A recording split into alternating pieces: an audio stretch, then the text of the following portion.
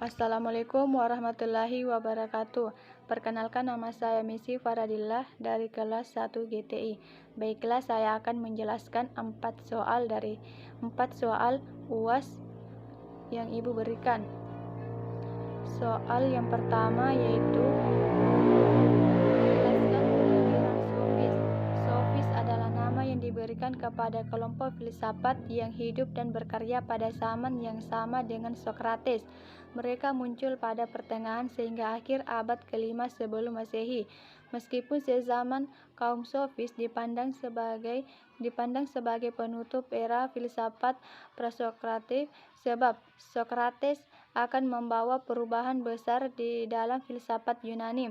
Golongan sofis bukanlah suatu masa tersendiri, sebab para filsuf yang digolongkan sebagai sofis tidak memiliki ajaran bersama ataupun organisasi tertentu. Karena itu, sofisme dipandang sebagai suatu gerakan dalam bidang intelektual di Yunani saat itu. Sofisme berpendapat bahwa kebenaran itu memang relatif. Soal yang kedua, jelaskan perlawanan Sokrates dalam menentang pemikiran sofis.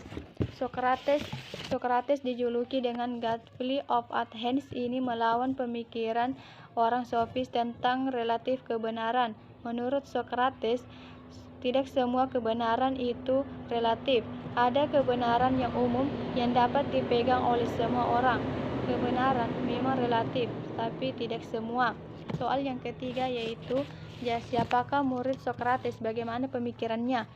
Plato lahir di Athena tahun 427 sebelum Masehi dan hidup sesaman dengan Sokrates. Ia adalah salah seorang murid dan teman Sokrates.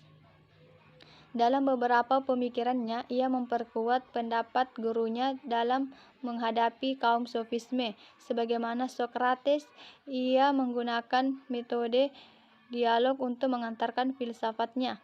Namun, kebenaran umum atau definisi menurutnya bukan dibuat dengan cara dialog yang induktif. Sebagaimana cara yang digunakan Sokrates, pengertian umum atau definisi menurut Plato sudah tersedia di sana di alam idea. Soal yang terakhir yaitu siapakah bapak logika? Jelaskan pemikirannya. Bapak logika adalah Aristoteles. Pemikiran Aristoteles ialah yang menyatakan realitas tertinggi adalah yang kita lihat dengan indera dan mata. Selama memimpin Laikum, ia menerbitkan 6 karya tulis. Ia menciptakan sistem klasifikasi monarki, oligarki, tirani, demokrasi, dan republik. Ia merupakan orang pertama yang mengelompokkan dan mengklasifikasikan spesies biologi secara sistematis. Metode Aristoteles digunakan oleh ahli biologi modern.